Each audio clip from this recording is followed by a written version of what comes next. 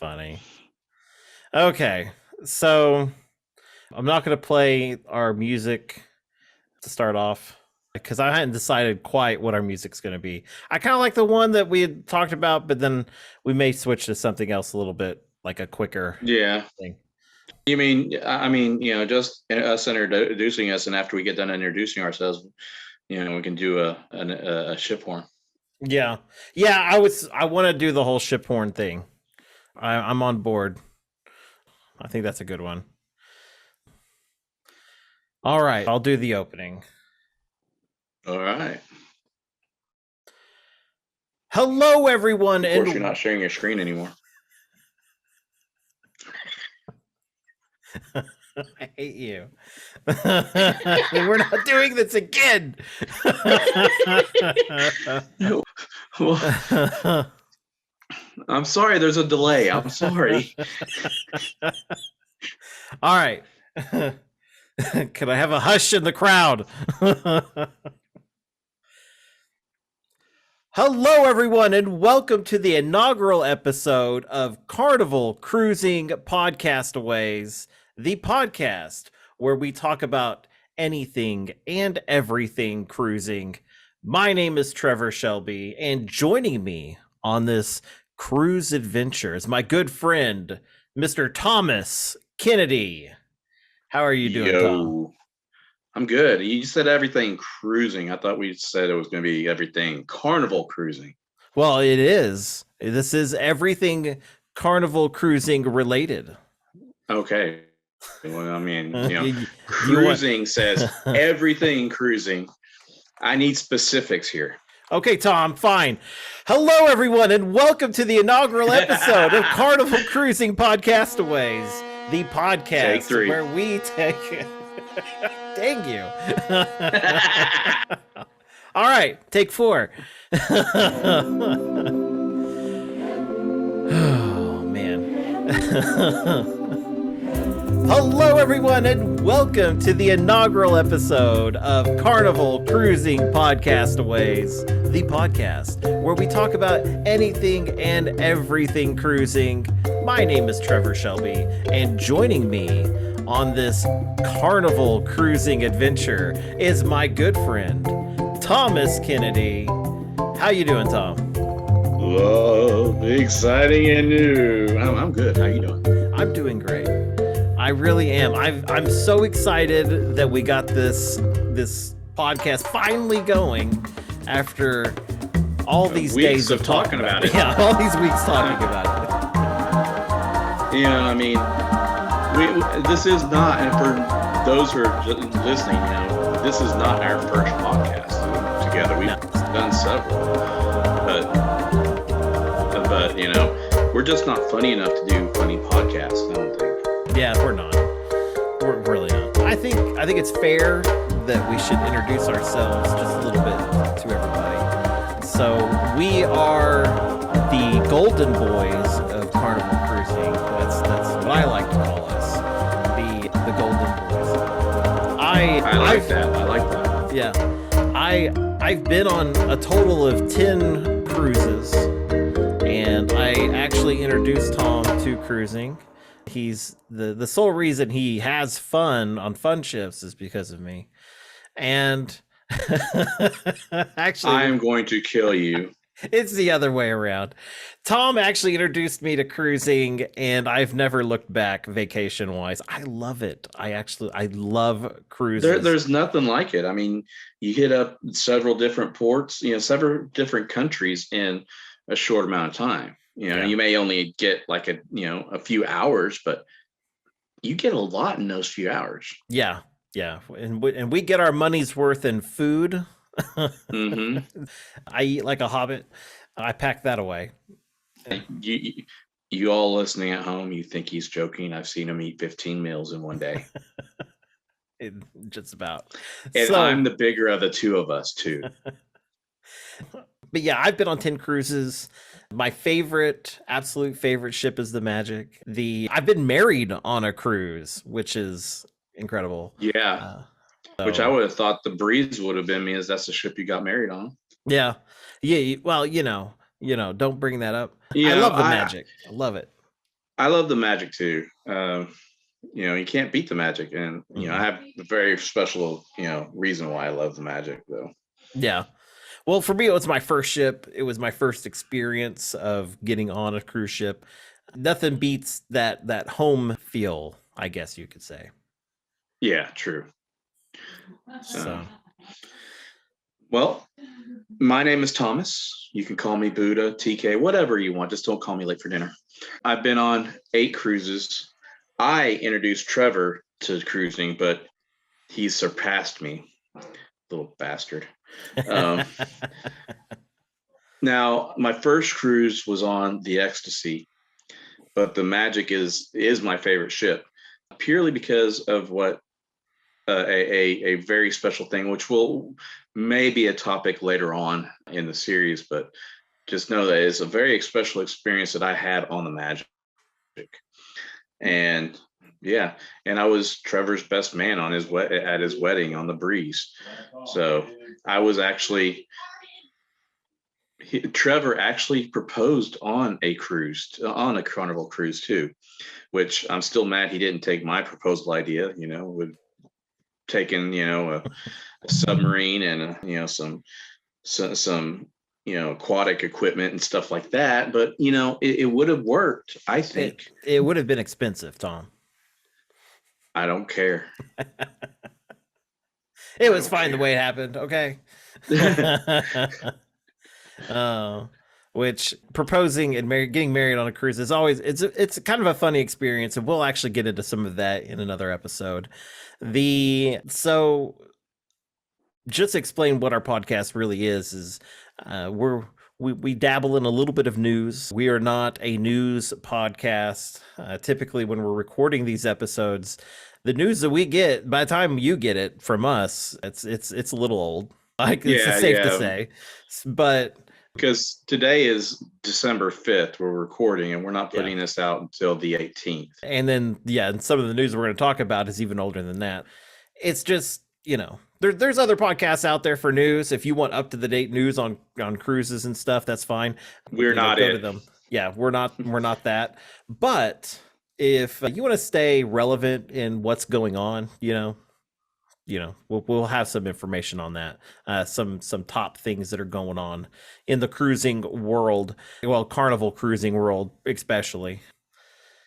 We go over tips and tricks, and then a little bit of history, and we'll talk about all kinds of stuff. Different ports we're going to be going to, different ships, different all kinds of stuff.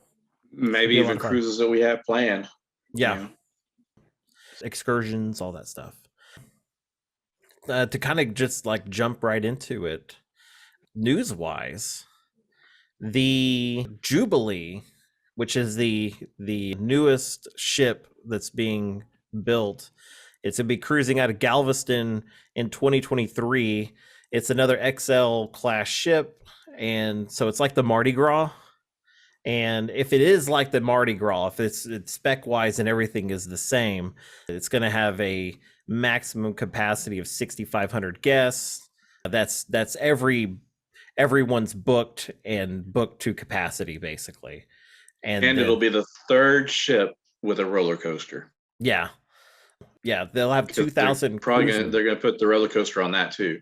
Yeah, I hope so. I hope so, because the roller coaster is pretty cool. I definitely want to do it. I don't know if Tom considers this, but Galveston is my home port, is what I consider. That's my home port too. I love cruising out of Galveston. It's always easy and simple. And except for if you try to buy liquor on the boat, if you go, most other states, I think there's one other state, that does this. Texas will charge you a tax on what you bring in liquor wise. Yeah, liquor and like liquor and tobacco. So, everyone else just lets you go through. That's the only problem with going through Galveston. But yeah, I enjoy Galveston. I never have a hard time. I like the parking. I like the way everything's done. I also like New Orleans, but New Orleans to me gets a little expensive just because it's New Orleans and I want to go do things while I'm there. Very true. Very true. But, I mean, but as of right now, we do have a place. We don't have to pay for a hotel if we cruise out of New Orleans. right. We do have friends that live near there. Exactly. And we take advantage of friends. I mean, not take advantage. It's Yes, we more do. like No, not take.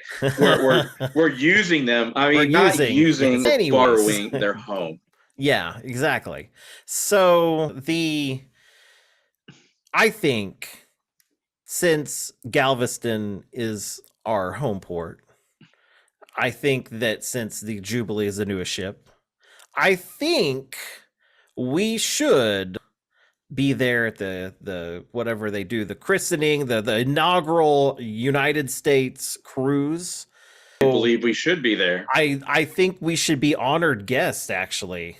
I think they should roll out the red carpet because we are the premier Carnival podcast. Yeah, exactly. I think that this is just my craziness here. I think that if everybody listening were to go on Facebook and on Twitter and they did hashtag CCP to Jubilee, not the Chinese Communist Party, the Carnival, we really need to rethink this. Carnival Cruising Podcastaways to the Jubilee, or to Jubilee, hashtag CCP to Jubilee. I think that it would gather some traction, and Carnival had no option but to invite us to that, to be on that cruise. Yeah, to be on the cruise, all that, on the inaugural celebration, and all right. that. And that way we can provide that content to our viewers. So that is what this is all about, folks. That it's not us going on cruises. Honestly. No. So it's not us wanting a presidential suite or anything like that. No, we we're good. We're good with the captain suite. I mean, seriously. Yeah.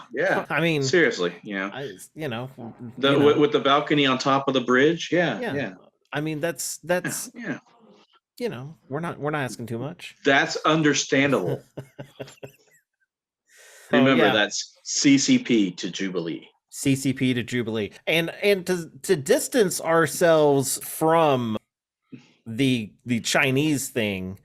I'm thinking, okay.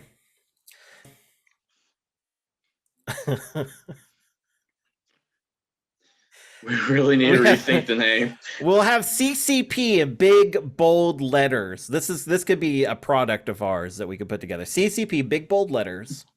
Okay, a red background. Okay, all right. I'm thinking like shipbuilding.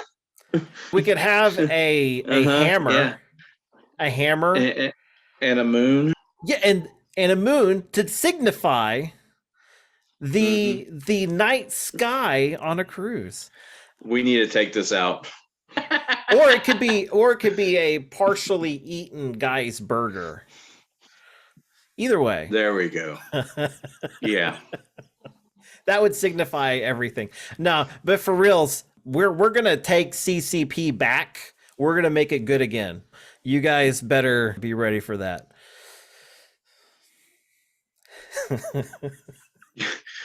Whoa. Okay. Oh. But anywho, we have been we started talking about doing this first episode, and one of the things that you came up with was we need to do a top 10. But we do. But it's kind of like a top 20 because we both came up with our own top 10. that it can be the first episode, the rest could be like, we split top 5. All right. Yeah. I understand that. Then that works. But this one was fun because we don't know what each other's top 10 is. We were going to kind of see, how many we kind of say the same. A lot of these, like I could bring up and then you could bring up or vice versa. Either way, it's fine. It may end up being a top, 8. Yeah. But either way. How do you want to do? You want to start from number 10 and work your way up to number 1, or how do you want to do it? I didn't actually number mine in any particular order. It doesn't matter to me. Well, then what's the use in having a top 10? Well, my number 10 is actually pretty great. Okay. My number 10 is the greatest, not number 1. I'll put it that way. Okay. Would you like me to start or you to start? You go ahead. Okay. Starting at number 10. This is this is for before you board. You know, the first two I'm going to mention are before you board. Go to Facebook and follow John Heald. He is the brand ambassador for Carnival Cruise Lines. He has great tips, great news. He'll update on everything. The next one is on Facebook.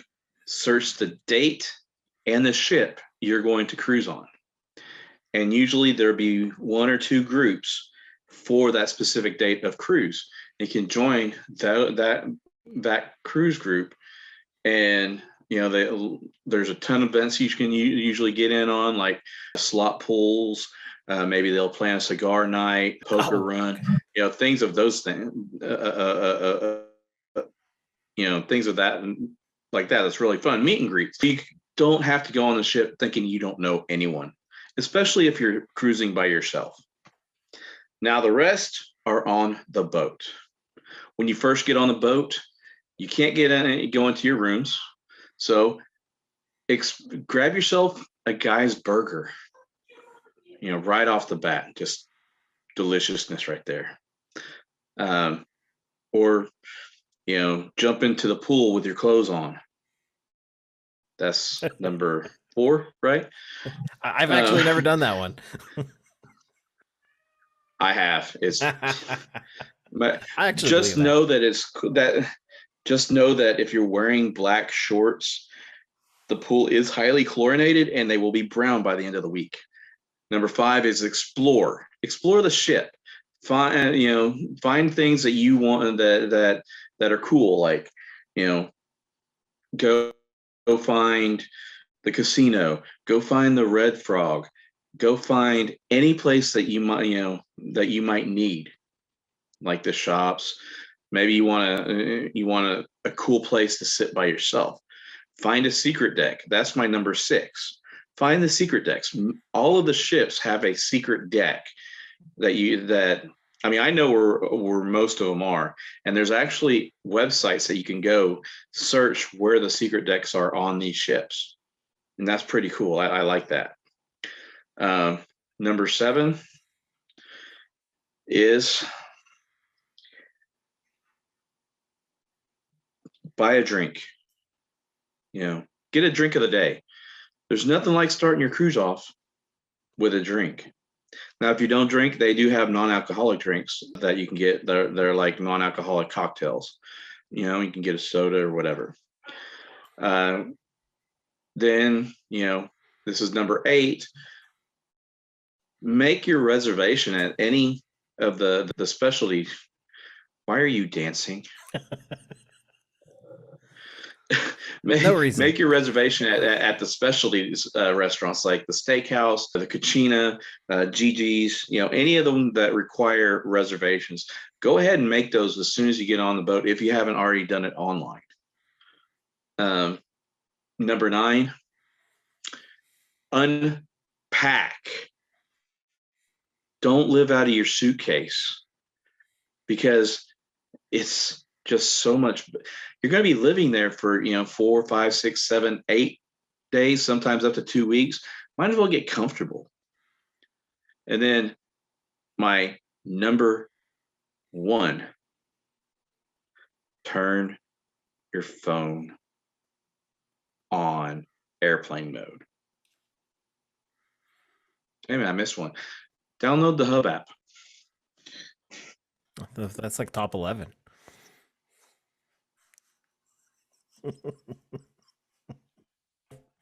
I like your top 10, and we don't have as many alike as I thought we might. That's a good thing.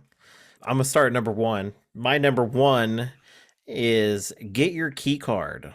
It's in the box just outside your room, and it's waiting on you once you get on the boat. Clip it to your lanyard, and you are good to go. Number 2, see if you're already there at your room getting your card. See if your room steward is around. Go over there, introduce yourself. He will introduce himself. Learn their name because they're going to know your name from day one. It's always embarrassing when they're like, Mr. Trevor, and I'm like, you, that guy. What's your name again?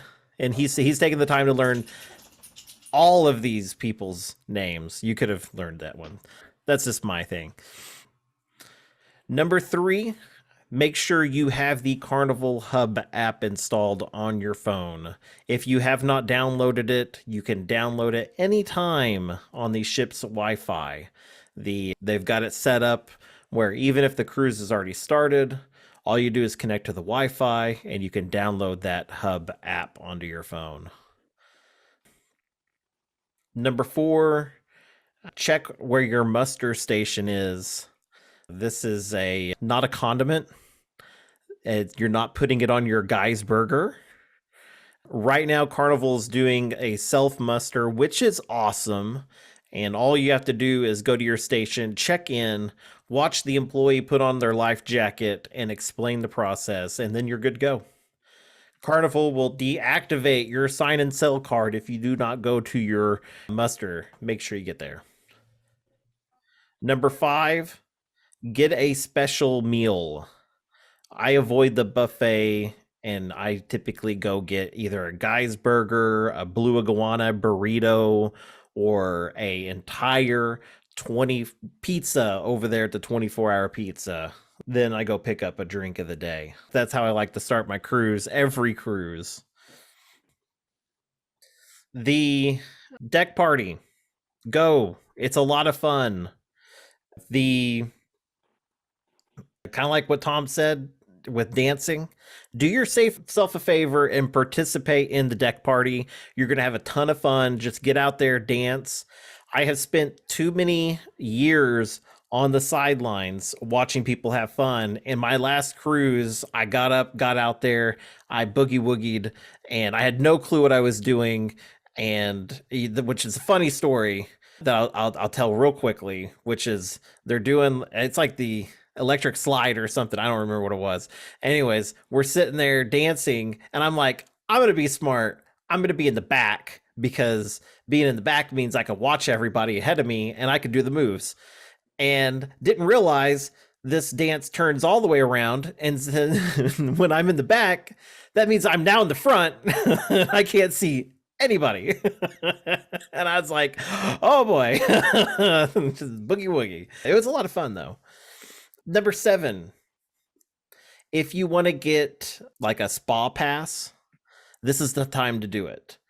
They are discounted on that first day. So it's like, typically it's like the first like 50 people that go up there and get a spa pass get the discount. My wife, first thing she does when she gets on the boat, she gives me the bird and she runs up there to the spa. And yeah, she spends money. Seen her do it too. And she does quick. That's very important to her. If that's important to you, get up there, get your little discount.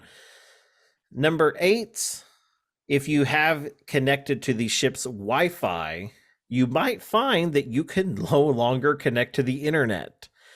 This is because you don't have an internet package, probably, and they're blocking you from accessing the web while you're sitting there in port. You can turn off the Wi-Fi and connect, do whatever you need to do before you leave port. But just remember, when you leave port, put it in airplane mode.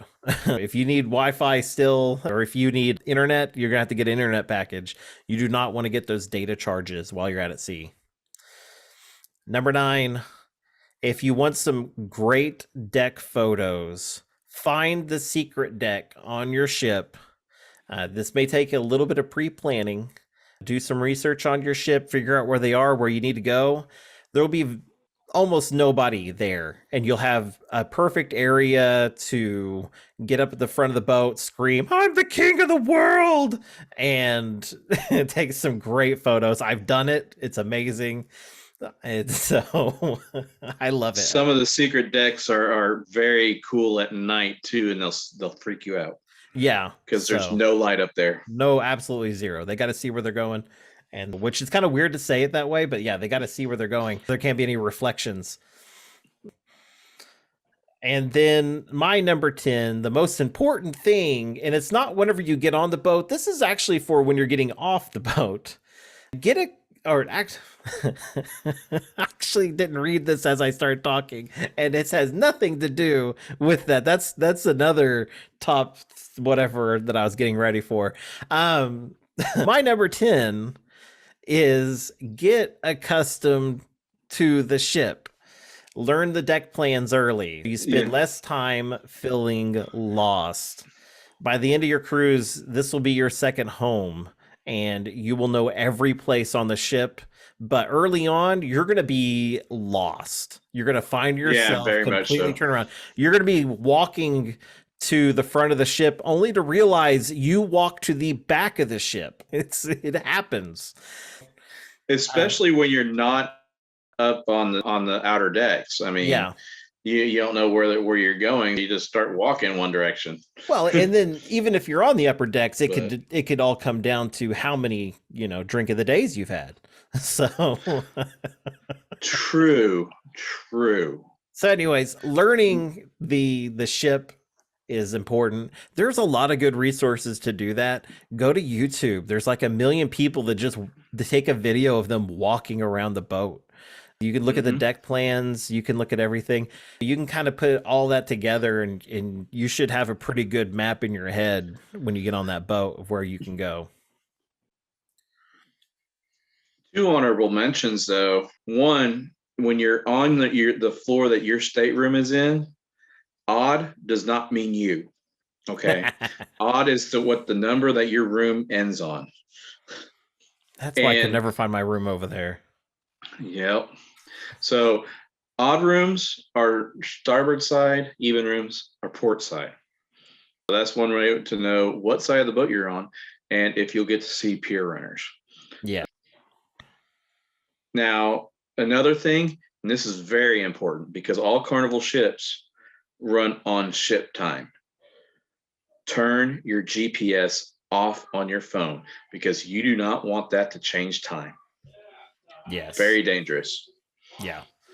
Yeah, that's a big deal. If you do leave your GPS on and just keep track of the changes if you can. Look at the ship time before you leave the ship and be like, okay, I'm an hour and ahead. I'm 1 hour ahead. I need to remember that because that's happened to me. And Yeah. with these smartphones, I can't figure out how to change it back. So I don't think there is a way. So no, because it all runs on GPS. The only other thing is to go ancient and actually wear a wristwatch. yeah. No, I bought a nice watch on the cruise, but it has these weird hands on it that like point at numbers, and I can't figure that crap out.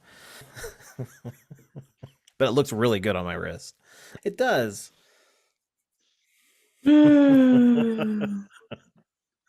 Oh, why would people listen to us? I don't know. Okay. All right. But I do think I think those are good top 10s. I really do. We're going to make a list of these top 10s. I'm going to go ahead and put them in our Facebook group. If you want to go on and look at our Facebook group, that is Carnival Cruising Podcastaways group.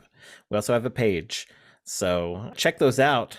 And we'll have a document in there in the files section where you can go in and look at our top 10 lists. If you want to use that whenever you're going on your first cruise, that's great. Or it could be your second cruise and you didn't know about secret decks or stuff like that. That could be a good way for it to remind you. This first episode, I thought it would be fun for us to go over kind of the history of like the early history of Carnival and its first ship, the Mardi Gras. And I know that when talking to you about this, Tom, that I'm a researcher. I love to research things. Yeah, I kind of take this to the extreme sometimes. I do yeah. got I do got a tiny little bit of a story kind of worked out here. Let me scroll back to the top of It's it. something more than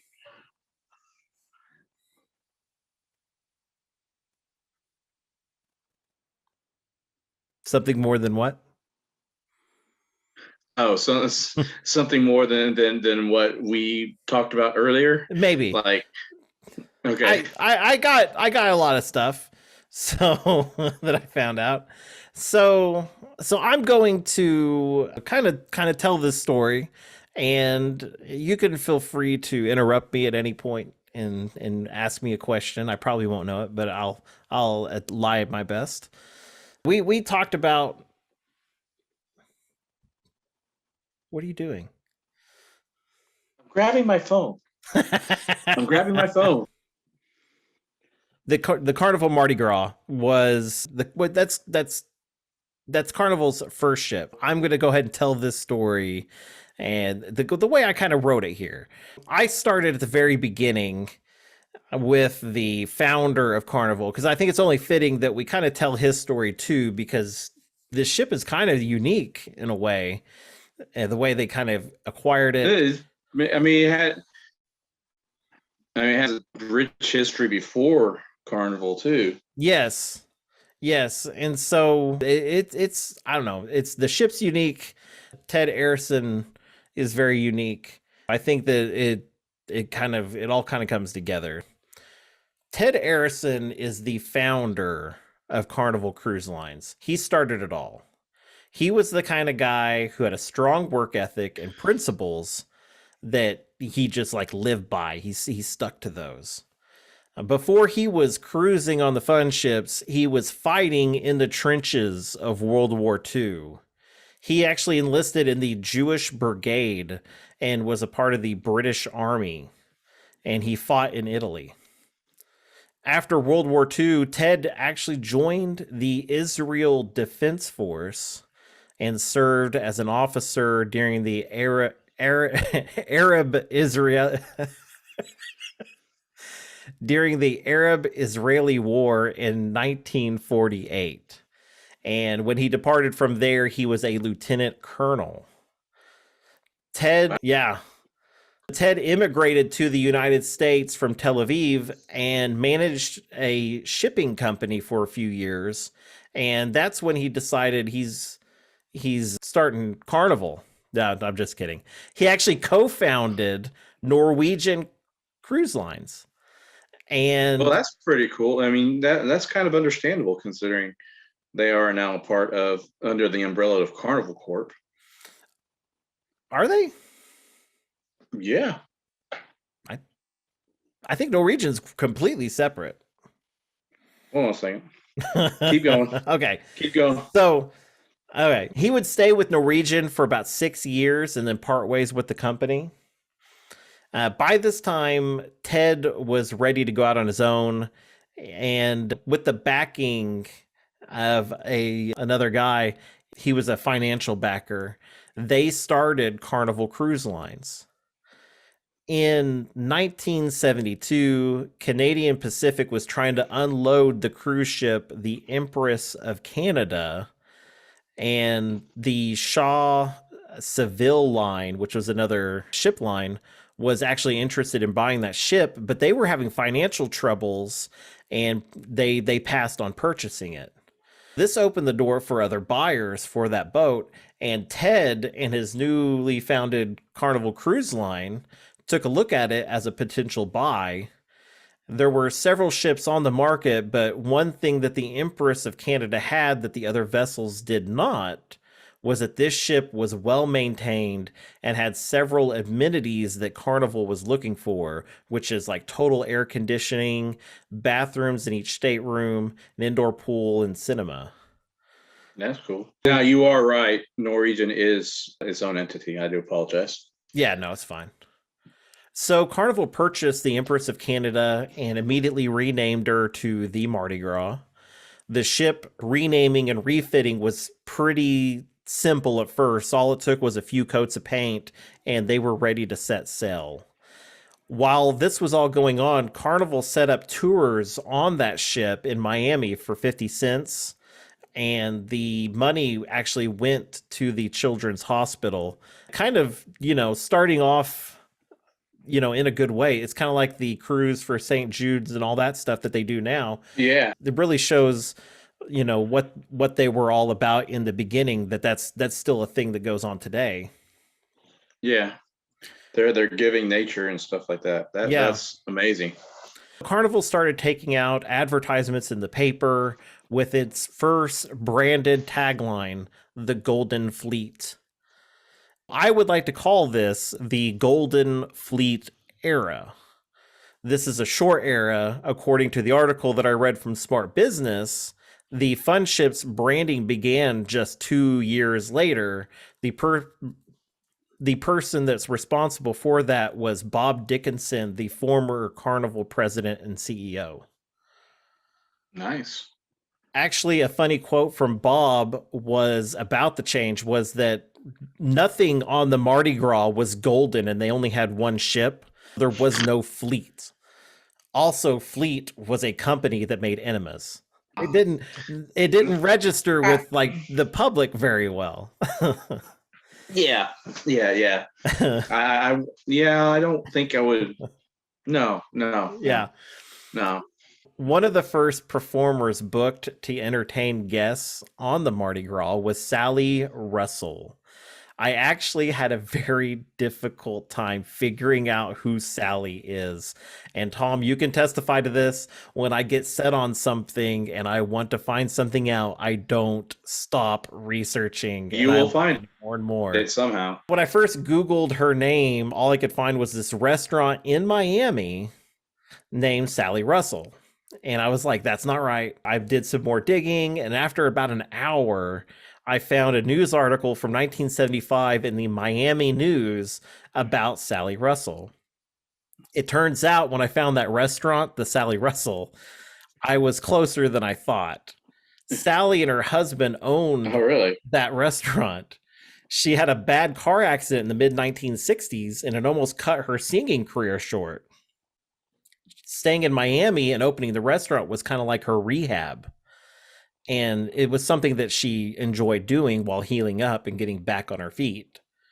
It became a popular place to eat in Miami. And when Sally started retaking singing gigs, it came at a surprise to some because this super talented chef could also sing amazingly.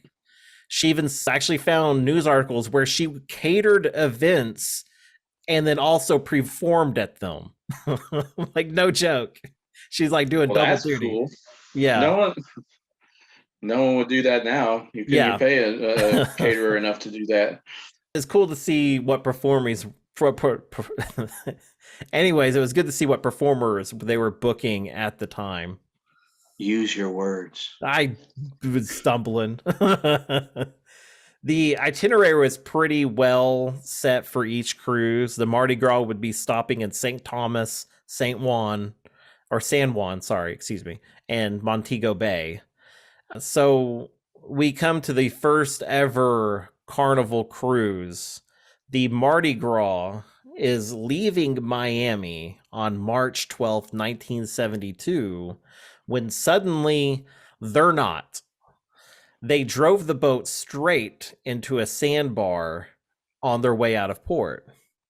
When you read all the initial reports on what happened, it's not really clear how this even happened. But in the interview that I read with Bob Dickinson in 2006, it was actually due to pilot error. They just accidentally drove it into the sandbar. Also, the pilot captain did? Yes. Not okay. It wasn't the captain. It was the pilot captain, because I wasn't sure if they had those on board. Yeah, that's amazing. He said it was due to pilot error. That's all he said. This is something I'm going to point out. You can always rely on Wikipedia to do this kind of research, but I actually said that wrong. Also, this is something I want to point out. you can't always rely on Wikipedia to do this kind of research, because if you watch or read a lot of history on this event, you will hear that the competitors made fun of Carnival, calling it Mardi Gras on the rocks. That's a drink reference, basically. Yeah. But according to that same article that I quoted earlier with Bob Dickinson, he says that the first thing that they did when they hit that sandbar was they opened all the bars on the boat and started serving free drinks. They named the very first carnival drink of the day Mardi Gras on the rocks. Even if their competitors did call them that, they had already owned the name long Yeah. before. I think they chose a really cool nickname for that. And I hope somebody that goes to the Mardi Gras and does the drinking competition, the mixology stuff, they name that the Mardi Gras on the rocks. I bet you they'd I win. I would be interested in seeing why they took it off the menu, because I want to try it now Yeah, next time I yeah. go on a It didn't cruise. say what it was mixed with, but it sounds interesting. Getting stuck in the sandbar actually cost the Mardi Gras several hours of lost time. It took 5 tugboats to get them free and get it refloated. Everything seemed okay. The ship was allowed to leave port, and they forgo the stop in Jamaica, and they moved on to their next scheduled port. Ted was actually on the ship, and he promised the guests 20% off of their cruise and a free stay in the hotel that they were building that would be completed that following year. The first cruise was rough all the way around. Some of the guests that were interviewed stated that the boat was dirty or they didn't get any entertainment from the staff. But they also complained about the 20% off, kind of like they wanted more. I kind of take all their statements kind of with a grain of salt. They did interview a lot of people that said it was a wonderful cruise. They had so much fun. That's what I hope happened. I mean, that sounds like what a lot of people do nowadays. I mean, there's a lot of like what's Oh going on yeah. right now with the Horizon. A lot of people are complaining about the compensation that's being Hmm. given, but then there's everyone who's giving them praise for it too. And it's people have different varies of views and points of views on how they see an issue, and Right. Right. that's And kind of sad. it is, but you know, I don't know how to say it nicely sometimes. Some people just want more and more. I think that a lot of these people wanted just a free cruise or something like that out of this situation when they only missed one port. I mean, they've got 20% off their next boat. That's not bad. I mean, Yeah, I mean, but they're you could have missed 2 ports. You could have yeah. been stuck on that sandbar for Yeah. days. Yeah. So, what was the ship like? It had some interesting features. First of all, I found it interesting that the headboard in your room had a radio built into it. And the only station that it picked up was the onboard radio station that was actually handled by the entertainment ship broadcasts. And so they played like music and stuff over it. And one person that I had read statements about said that it was really interesting that they picked up the songs that only faintly, but then whenever the ship broadcast would come through, it was like super loud and clear. They were probably wired in differently for each type, but Yeah. there were no outlets in the rooms. Many of the ladies who wanted to use any electrical devices for their hair or anything like that needed to go to a changing room that was actually down the hall when it had outlets there. So it was very common to find a lot of ladies down there with their hair and rollers and all that, getting ready for, dinner or whatever going on that day. So Also, those of us who are griping about plugs in our rooms, about there only being 2, we should feel feel, grateful that feel we grateful have there's two. plugs. Be grateful there's two. So, also the bathrooms were about the size of a telephone booth. They've gotten a little bigger, but not much. Some of the listeners may not know what a telephone booth is. Before cell phone, no, I'm kidding. You can Google it if you need to. The bathroom was okay, it had a tiny sink, it had a toilet, and just above you was a shower head. So I can imagine that you could use the bathroom, wash your hands, and take a shower all at the same time, which it sounds efficient to me. I'm thinking about doing that at my house. I'm kidding. I'm So shaking my head right now for those of you guys wondering what I'm doing. Carnival hired onboard entertainment, and also, depending on the port that they were at, they would bring on locals from each island to board the ship, and they would come on and they would come on and entertain the guests. They'd put on shows. Sometimes, depending on the port and how long they were staying, they could come on that night and actually stay on and do a dinner performance and then be there in the morning at a deck party. Pretty interesting stuff there. The Let me see. Okay, there were 8 decks of fun. The bottom deck was a swimming pool deck. It had a men's and ladies changing rooms on each side and an elevator bank that was in between those two changing rooms.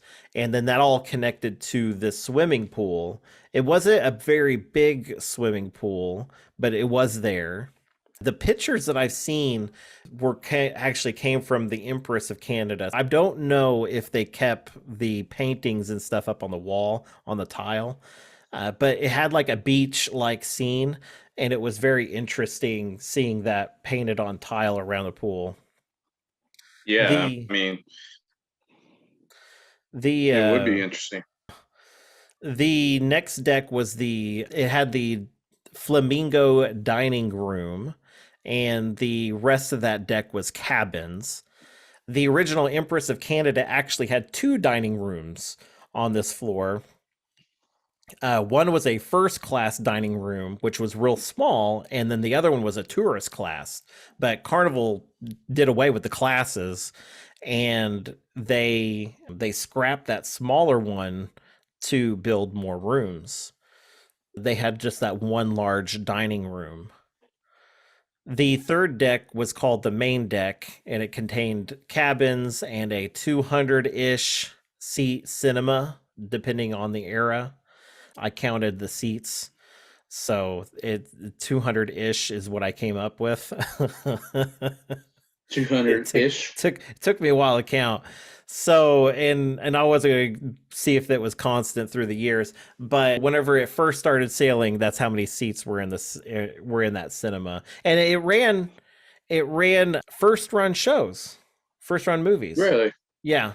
That, So I found that kind of interesting. One person actually said that when they actually went to the cinema on the Mardi Gras, and they were the only person in there. Everybody else was having fun up on deck, and they were there watching a movie. But would it be cool to be like see Star Wars on the Mardi Gras, yeah, like out there on a that boat? would be awesome.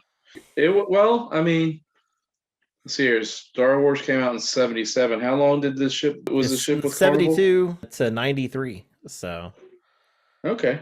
you could have caught all of them. The fourth deck was the upper deck, and later in life it contained the Bourbon Street Arcade and Sun Deck areas. The fifth deck was like it had a grand ballroom, clubs, and it had a sun deck area. It had several rooms in there as well. The sixth deck contained a Lido bar, casino lounge, and also another sun deck. And then the seventh and eighth decks were just pretty much sports decks and sun decks. So lots of parties out in these areas. These sun decks had lots of them. Now, one thing I couldn't nail down for certain, and I hope someone listening can clue me in on this, because I this is another thing I went down a rabbit hole, and I was like, I gotta give up on this one. So did the 1972 Mardi Gras start out with a swimming pool on deck, or was that a part of the 1982 refurbishment. Because I know that they had the indoor pool, I can and answer that. can you? Because it's questionable. No, I can't answer that because Okay. the first ships up until the mid 70s, and this ship was not built in the 70s. All pools on cruise ships were on the bottom level because of weight disbursement.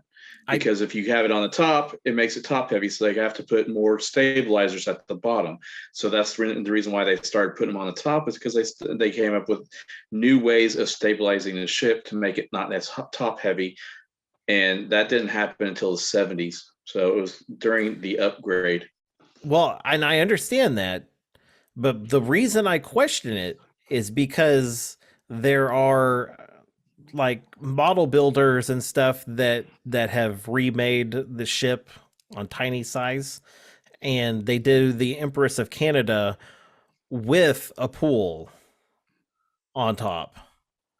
So it's not a very big pool, but it's there. I just don't know. I don't know. The ship was actually built in the 60s, so I don't quite know. So maybe if Tom is right, let me know. If not, let's make fun of him. So No, no, no, no, no. I don't know.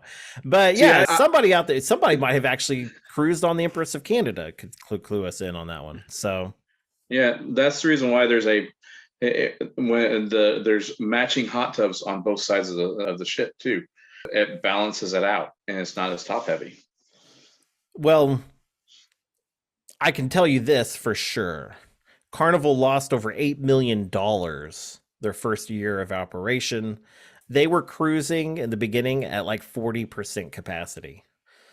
So it took some revamping, but over the next couple of years, they started making a profit. And within a few more years, they were the largest most successful cruise line in the world. So, like I said, the Mardi Gras was, it went under like this pretty significant refit in 1982. At the time, there were two activities that they did on the boat that you could no longer do. Which, Tom, would you like to take a crack at what those activities are? Skeet shooting Yes. and the topless deck. No. Which that might be another one. I don't know. There is They no used to have a toplessness on topless there. deck. They So, used to have a topless deck on well, their ship. So I could go topless on any boat. That's still a thing. well, yeah, But you and I can't. Well, I don't know if people would want to see me without a shirt on, but women couldn't. yeah, skeet shooting is definitely one. The other one is hitting golf balls into the ocean. They had a driving competition that see who could knock the balls out the furthest. So that's So, so they're interesting. trying to kill Willie Pretty much. Yeah. instead of Free Willy. Yeah. Which, remember, you said that, please. So in 1993, the Carnival Cruise Line sold the Mardi Gras, and over the years, she was renamed repeatedly. She was put on ice a few times, just waiting to come back out. And after 10 years, she would be scrapped in 2003. She was sold for scrap. Scrap prices were really high in 2003 for some reason, and they beached her in India, and they broke her down piece by piece. It's not over for the Mardi Gras, though, for the name, anyways. In February 2021, Carnival announced that the new XL series ships, and the first one was going to bear the Mardi Gras name. It's 27,000 tons. Well, let me restate that. Sorry. The original Mardi Gras was 27,000 tons.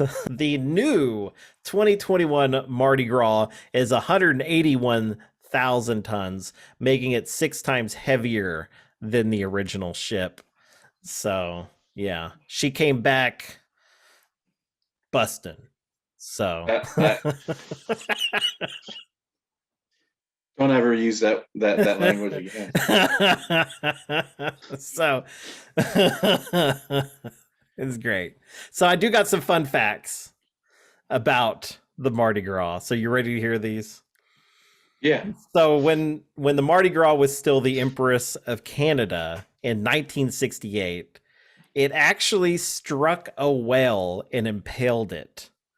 The whale was stuck to the bow of the ship, and the only way that they could dislodge it was going full astern.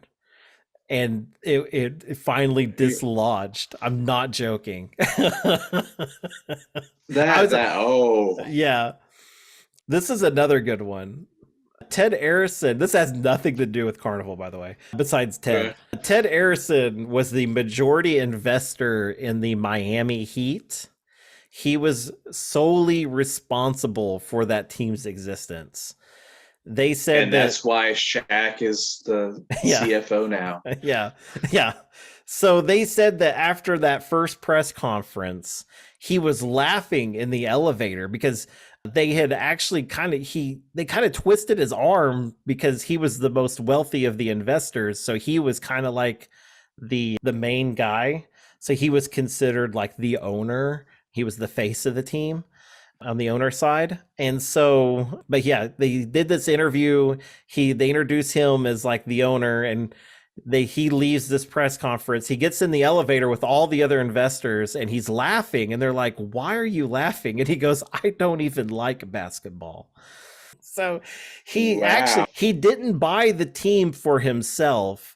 He did it for Miami because he loved Miami, and he did it to bring the team there.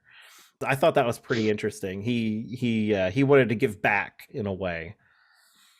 My last fun fact is that the Mardi Gras is not the only ship to run aground in that sandbar.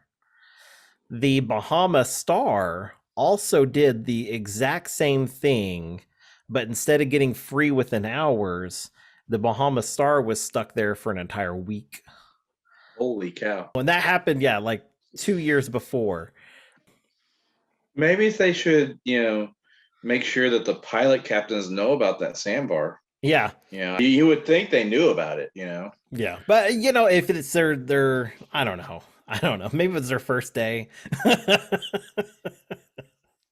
First day on the job. Everyone's got to have their first day. So, sadly, it ends up in a sandbar. I don't know. Sadly.